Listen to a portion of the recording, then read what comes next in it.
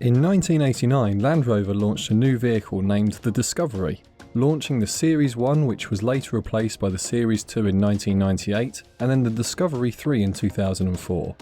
The Discovery 3 is known as the LR3 in North America and Middle Eastern markets.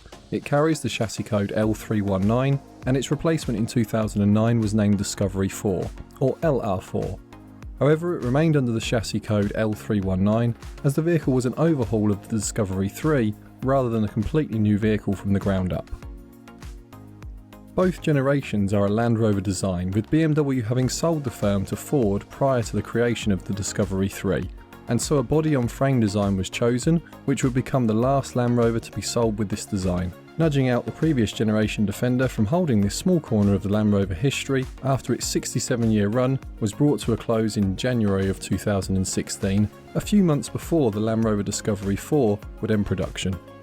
Whether you prefer the Discovery 3 or the Discovery 4, we have designed our buyer's guide to cover both, including changeover years, as Land Rover released the Discovery 4 and then updated the vehicle halfway through its production, leading there to be a Disco 3, Disco 4 and Disco 4.5 or Disco 4 Plus, depending on how you prefer to differentiate vehicles. First up in our buyer's guide are the parts and areas of the vehicles that you should look out for, no matter whether you buy the first of the Discovery 3s to have rolled off the production line in 2004 or one of the final Discovery 4s that left the factory in 2016. First, you should note that due to the vehicle's weight and size, several suspension components will wear and need more frequent replacement than in an ordinary car. The reward for this is a go-anywhere versatility, but it will cost you. Steering tie rod arms will last roughly 50,000 miles, and if the vehicle you're looking at has a 6-figure mileage and these have only been replaced once, then budget for replacements. Front lower control arms are a common failure point, and although the rears may last slightly longer, you should look for evidence of both front and rear replacements. Front wheel bearings are less common than front control arms, but are an area to look out for, and if you experience uneven tyre wear at the rear of the Discovery 3 or Discovery 4, then check the rear spindle connecting rod. This is fortunately a less expensive repair than many other suspension components. Air suspension issues are also common, and your first check should be of the compressor. Brakes wear faster on the Discovery than many other vehicles, again due to the vehicle's weight, and as many owners enjoy their vehicle's capabilities off-road, the additional stress can wear both the brakes and the suspension prematurely. So if a previous owner mentions enjoying their vehicle in rolling hills or a nearby forest, then check that they are also as enthusiastic about keeping on top of vehicle maintenance. Away from the suspension and brakes, common issues arise with rust affecting vehicles fitted with a side step, as water and dirt become trapped between the step and the body. If the vehicle you are looking at has a side step, remove it and inspect the area immediately. Catching corrosion early can save big bills later. Brake pipe corrosion is also a common complaint, although this is partially due to the early Discoveries now approaching 18 years of age, and the brake pipes don't last forever. Electrical gremlins can appear, although several, such as the electronics on the rear, are known faults to do with corrosion of switches or modules, and so a specialist should be able to get to the bottom of the more common issues quickly. Lastly, check for the gearbox and both front and rear diff oil changes. The gearboxes are quoted as sealed for life, but they can be flushed and a new filter and oil added. This is strongly recommended if there is no history of it ever being done. The same is true of the diffs. For a few hundred, this maintenance could prevent a workshop invoice for several thousands in the future. We would also add that although not considered a common fault, we would take time to consider any vehicle that has had the engine mapping tweaked for higher power. These are big, heavy and sometimes delicate machines, and although they can stand up to a lot of abuse, putting the engine, gearbox, drive shafts and diffs under additional strain may be asking for trouble. That is not to say that some individuals may have modified these areas methodically and thus may offer more peace of mind. Remember, people love their Land Rovers, and the committed off-roader or forum club member that has spent a small fortune on their pride and joy can be a favourable buy. However, those that have just wanted more power and have never heard the words preventative maintenance still lurk in the classifieds. If you know of any other common faults affecting the Discovery 3 or 4 that is not specific to any particular engine, then please put a note in the comments below to assist others, as we attempt to be thorough, but our lists are not exhaustive. The Discovery 3 and Discovery 4 are available with several different engines, although depending on your home market you may have been only given a single choice. We'll start with the motors in the Discovery 3 and then go on to the Discovery 4. The 2.7 litre TDV6 engine produces 190 brake horsepower with an average of 27.7 miles per gallon, and was one of the most popular engines in Europe and Australia. The engine was a compromise between Ford and the PSA group, as they co-developed the unit for use across a variety of vehicles. Common areas of concern are the oil pump housing, along with a variety of electrical issues, of which many are now understood and a competent specialist should be able to resolve. A weakness in design of the crankshaft between the rod-bearing journals and counterweight can result in catastrophic failure of the engine. A redesigned oil pump can reduce this risk, and following strict maintenance can help avert crisis, although it is not possible to entirely reduce the chance of this happening. Intercooler hoses are another common issue, but regular inspections can catch them, ready for replacement before they cause any further problems.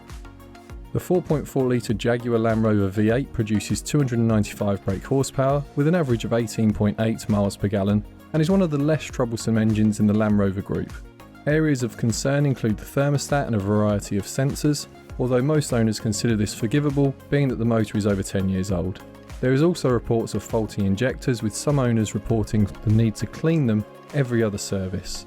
The 4.4 litre V8 engine was unpopular in many markets and was dropped before the Discovery 4 arrived in the UK, so if you're looking for a 4.4 litre petrol, you will likely have to pay a premium. The replacement for these engines arrived in 2009, with the start of the production of the Discovery 4, and in 2014 some markets will be given a late addition to the range, which we'll come on to. The 3 litre TDV6 and SDV6 was the engine Land Rover had always wanted, the 2.7 being a compromise with the PSA group, as they wanted a 2.5 litre and Land Rover wanted a 3 litre. The new engine produced 242 brake horsepower with average miles per gallon of 30.4 until it was paired with an 8-speed transmission, when these figures improved to 255 brake horsepower and 35.3 miles per gallon. Common issues are a faulty oil level sensor and EGR valves that either block, fail or cause a fault code and need a clean or replacement. Outside of this, the 3 litre didn't completely resolve the issues of the previous 2.7 TDV6, and so although the faults of that engine are less common, you should be cautious of them all the same. The 5 litre V8 motor is a fairly robust unit that produces 370 brake horsepower and manages 19 miles per gallon. Timing chain guides are the main concern, and so look out for one that has evidence of a Land Rover recall. Finally, the late addition to the Discovery range, or the LR4 range to be more accurate, was the 3 litre Supercharged V6 engine that entered the US market along with a handful of others in 2014, producing 340 brake horsepower and 21 miles to the gallon. This engine was mated to an 8-speed gearbox to help improve acceleration and highway fuel economy. Coolant issues relating to the pipework and leaking valve cover gaskets were the most common issues, although a faulty insulator spring in the supercharger has also been reported, with owners noticing a knocking noise at the front of the engine. We also found cases of timing chain and guides needing replacing, although these appear to have been fixed under warranty in the earlier models. Those of you looking for something to stand out in have a choice of special editions among the Discovery 3 and 4. Most notable for those that want to go off-road or stand out while on it is the G4 edition. These command a hefty price premium over the equivalent Discovery of the same age and mileage, but carry real Land Rover heritage. The second would be the XXV model, which was built to commemorate 25 years of Land Rover Discovery production. A quick mention to the commercial version of the Discovery, which continued throughout its build years to offer those looking for a working vehicle that would also be granted tax exemptions. Land Rover sold very few of these, but remained loyal to the roots of the brand in continuing to build them for those that wanted them.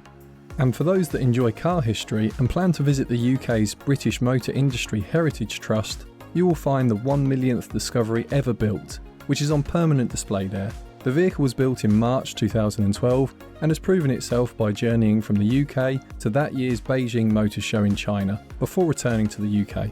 Again, we have split our choices into two, with the first being a Land Rover Discovery 4 3 litre SDV6 with an 8-speed gearbox. These should last for many off-road miles yet, and although they aren't the cheapest you can buy among these generations of Discovery, they should continue to hold their value relatively well in the future, although certain countries should be aware of future diesel engine vehicle restrictions.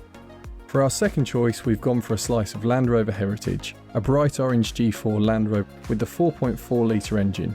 Yes, it's got a healthy price premium, but it is ready to off-road from the factory and lights up a car park that is all too often dominated by every shade of grey. We hope that you've enjoyed the video. If you did, then consider pressing the like button, and why not subscribe for more from us, as we can see many of you enjoy watching our videos but are yet to subscribe.